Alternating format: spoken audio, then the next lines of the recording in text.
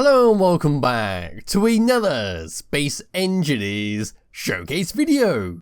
In today's video, I'm once again taking a look at one of your designs that you have linked me in the comment section of one of my videos. And if you wish to see some of yours shown on this channel, just leave me the Steam Workshop link somewhere and I'll eventually get round to it. But for today, we are looking at another large block ship, and this one is called the Adder-EXP Mark II Exploration Vehicle, which is this lovely thing right here.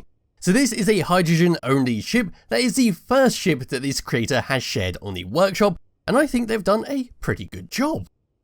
Yes, we're going to press F10 and find the Adder in the spawn menu. There it is. This thing is 2,193 large blocks, using the decorative block number 1 and number 2, the Warfare 1 and the Frostbite DLC packs. It uses no mods, but it does have a few scripts on here, such as the auto door and airlock script. Yes, we can see everything about the ship right here where it says it's the first large ship they've shared. So we'll give this a thumbs up, move all the way around to the very front, we'll have a quick look around the outside, have a quick look of the interior, then we'll put it head to head against the Albatross. So at the very front here, this is what we get. We've got a bunch of lovely grey blocks with 2 cameras left and right, with 2 spotlights on the very left and the very right. On top, we've got our bridge where we can see some transparent LCD screens to give us all the information about the ship while flying it around. And just below there, we've got some hydrogen thrusters to help us stop. As we move all the way around the side here, we're going to see an interior turret just to help out with any kind of pesky drones or any kind of oncoming missiles that need to be shot down. And as we move around the side here, we will see a doorway on the side to get in and out. We've got a cargo access if you've been doing a spot of mining and you just need to unload whatever you just hand drilled. And we do have a connection point on there for a small ship to dock up and take away anything you've gathered. Yes, as we move along the side here, we're going to see even more hydrogen thrusters, a bunch of Gatling guns running along the top, and we can see a landing gear right below. A blinking red light with a blinking green light on the opposite side. Then as we move all the way around to the very back here, even more interior turrets, even more hydrogen thrusters, and this is what's going to push us along. So we've got 2 large hydrogen thrusters and 5 small hydrogen thrusters that will give us a nice amount of speed when we press forwards. Just above that, we've got a rocket turret just to help out with any kind of heavy armored ships to blast a hole straight through them. And if we were to continue going up and above past the rocket turret, we'll see even more hydrogen thrusters and our array of Gatling guns. We do have an antenna block on here to make sure we can always find it, and we can see the opposite side at the front there where our other connection point is sitting. So there we go with that. And if we were to come down and past our bridge, all the way underneath, this is what we get. Putting my light on once again, there's the interior turret on the opposite side. You can see the bottoms of some catwalks. And over to here, some more hydrogen thrusters with a landing gear to snap ourselves down on. Another connector just in case your station or the other ship you're docking on only has a upwards facing connector. Then towards the back here, even more hydrogen thrusters. So there we go with that. There's a very simple ship on the outside and it does look great with how it's been set up. You've got enough firepower on here to be protected from another ship of a similar size or maybe slightly bigger. It's not too overkill with the guns, you can still be taken out quite easily by a large battleship, but for its purpose as an exploration vessel, it seems to be well armed. So grabbing hold of my character, jumping off over to the side here, we don't have a gravity generator so we are going to get a bit wonky. Here we are. This is our connection point to land a small fighter onto, and we can see a docking pad. We can just drop stuff off if you don't want to, and if you don't want to go through the airlock. Yes, coming through the airlock, through here, automatic doors. There we go, don't need to press anything, and now we're on the inside. We've got 2 LCD screens, one with a damage report script, and the other one is the cargo list, telling you how much of your inventory is being used. The yellow door will take us to the bridge, which we'll come to a bit later.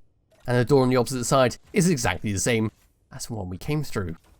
We do have another cargo access on the inside, so we can just pass things to the person outside without going out yourself. And if we were to come out there and get out, go to the opposite side, we do have a bunch of stuff inside here ready when you spawn it in. So we've got some ammunition for the turrets, we've got some elite guns, we've got a bunch of elite welders, grinders and drills, a few space credits to spend a few things on, such as Clan Cola, oxygen bottles, hydrogen bottles, power kits, and a med kit. Very nice stuff. And of course, looking behind at this doorway, this says passageway is not pressurized, close your helmet. So we better do what they say. So walking through here, automatic door once again, coming through our brand new passage blocks with a little light built into them, all the way to the back, opening that up. There we go. This is our little respawn room, and of course a little access for even more cargo. So there we go. Looking around, this is what we get. We do have a lone bed for the captain to go to sleep on, a medical bay to respawn on and to change our outfit. Down in this little gap we've got an air vent to make sure we don't suffocate inside here, and we can see a bunch of modules attached onto stuff where we can access a jump drive to manually change the controls if you don't want to run to the front and change it via the cockpit. Even more modules just going along this little window block, and that is that for this little room. So opening this door up once again, there we go, running all the way to the front.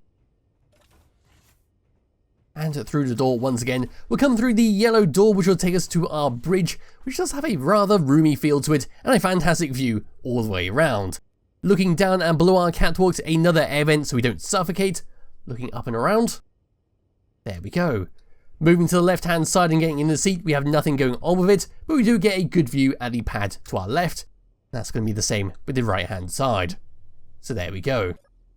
If you were to come into the main seat like so, first person view, this is what we get. On our left hand side we see our power system status, which tells us our reactors, our batteries and our total output. And on the right hand side we do have our jump drive status, where we can see our jump drive, if it's fully recharged or not. We can then see just below that our hydrogen and oxygen tanks, and if we need to refill them. As for that, we now come into third person view and go through the hotbar. So number 1 is going to be for our connector and our landing gear right below the ship. It's going to be these ones over here to lock and unlock them. Number 3 and number 4 is for our thruster overrides, the thrusters at the very back here. So if I was to press number 4, we'll then start the ship moving, and then we can press number 3 to bring it to a stop. Number 6 is for our hydrogen tanks to stockpile on and off. Number 7 is for the large hydrogen thrusters at the back here, so come all the way around to here. Pressing 7 will switch them off so we can fly around without needing them. So moving forwards, there we go with that. Switching them back on and pressing number 9, this is going to be for our thrusters at the front, so I won't press it just yet. Moving all the way around to the very front, pressing number 9 will turn them off, so if we were to move forwards, we would then move at a constant rate until we turn them back on and come to a stop. Tab number 2, we then got the same controls on 1 and 2, which is going to be for our connector and landing gear. Number 3 is for our guns on top, where we can toggle them on and off, so there we are, they're now moving around. And then we can freeze them in place. Number 4 is for our cameras. Now, I didn't know this was a thing. I'm not sure if it is a script or if it's base game, but I've never seen it before. You can rotate the camera. How about that? Anyway, yes, number 4 is simply for the camera to view forwards. We can get a good zoom all the way in, we can rotate it all the way around, and we can even roll the camera if we wanted to. 5 and 6 is to change the distance of our jump drive, so we can turn this up and turn it down. And number 7 is to jump. So pressing 7, we can jump 3,571.71 kilometers, which is very nice stuff. And yes, 8 and 9 is for the same controls for the back large thrusters on and off, and for our forward facing thrusters at the front there. So there we go. Tab number 3, 4 and 5 is empty, so we can give this a little thruster test, then I'll spawn in a large ship for this to shoot, and we'll see how it handles it. So moving forwards, this is what we get. We got some fantastic speed thanks to those large hydrogen thrusters, and coming to a stop, we are a little bit slower, but it doesn't seem like it will be worthwhile to do a 180, so we will eventually come to a stop in a reasonable manner. Moving left, and moving right, we got some nice speed with that, and then moving down, a little faster than left and right, and then moving up, we got some fantastic speed with that, and I think it is a little bit faster than moving forwards. Yes it is. So there we are with that. Wheeling my mouse around it, this is what we get. We got some nice weight on here. It's not too floaty with its controls, not too oversensitive. It's got some meat to it, which is generally what I prefer when it comes to a ship. Yes, with that all done and out of the way, it's a fantastic ship, and now it's time to, well, put it through its paces by spawning in the good old Albatross. So here we go, gonna turn on the turrets. The Albatross is right below us, over to here. It's already been given to the space pirates, as you can see from the red signal, and we're gonna fly towards it. There we go, the guns have engaged. I have given us a little bit of an advantage by lowering the range of their guns. We're now becoming into range, and we're going to attempt to broadside them so we don't damage the cockpit. So here we go with that. We're now exchanging a lot of bullets. I'm gonna rotate a bit so we can get more of the guns on there. There's even more of the little particle effects going around. and we just hide all of our signals. We are taking quite a lot of damage. In fact, in here we are.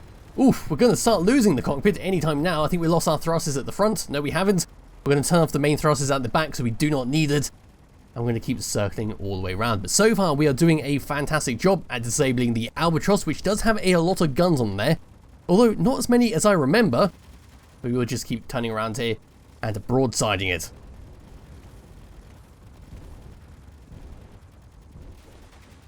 And there we go, we've now lost our main cockpit. Can we get into here and start flying around? Yes, we can. So it's a jolly good thing that we had additional seats on here to fly the ship. So the main cockpit is gone, we can't control anything, but we can still circle this around and keep blasting it. And looking from the state of the ship by flying all the way over, it would appear that a lot of their guns have been disabled because they're no longer firing. And we still seem to have a few guns active, at least on the right hand side, to finish off the rest of these.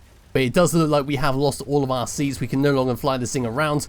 So unless we spawn something in, or even just repair this one up, here we go, we're just going to bring this back to functionality. And now we can just roll the ship around. That should give access to the other Gatling guns. In fact, we should probably, that's probably going to be a good idea if we do a little turn like so. There's a little maneuver to get ourselves onto a more cleaner side.